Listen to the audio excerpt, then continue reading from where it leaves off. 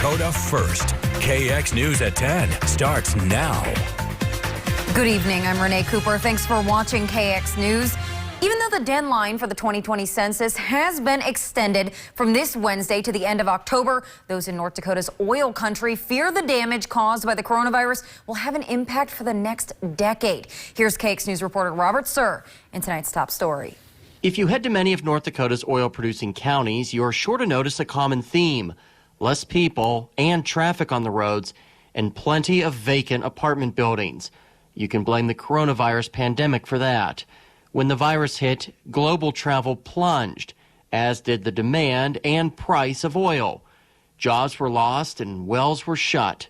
Naturally, the workers who called parts of northwest North Dakota home began leaving at the worst possible time, right as the 2020 census was getting underway. And Killdeer in Dunn County is a perfect example. I sat down with City Administrator Matt Ose, who tells me most of their census-related events also had to be canceled thanks to the pandemic. It was a perfect storm.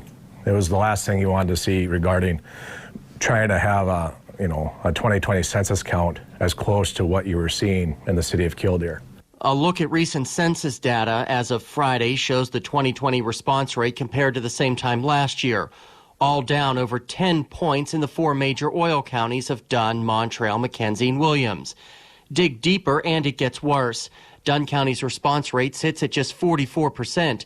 10 years ago, they finished with a rate over 55%.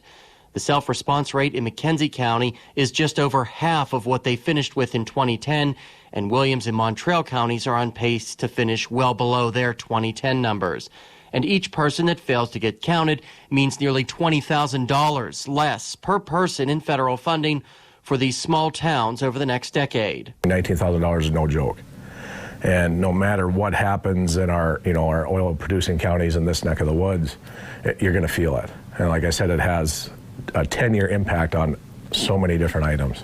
An easy symbol of the problems facing Killdeer and many other oil cities across western North Dakota are these. These are dormant oil field trucks used by workers. And with no workers who all left because of the coronavirus pandemic, scenes like this are all across the county. But the news isn't all bad. Kevin Iverson is the state's census office manager and tells me when oil prices eventually recover and people return to the Bakken, the feds will notice. As individuals move back into those areas as oil prices increase, those numbers will most likely be captured in future population estimates, and that will drive funding. He adds, if you live in the Bakken and have yet to complete the census, make sure you do. The financial health of your community depends on it. Reporting for KX News in Killdeer, I'm Robert Sir. Host tells us with less people and less federal funding, there's a chance the city may be forced to raise taxes down the road to make up the difference. Well, state officials met with leaders of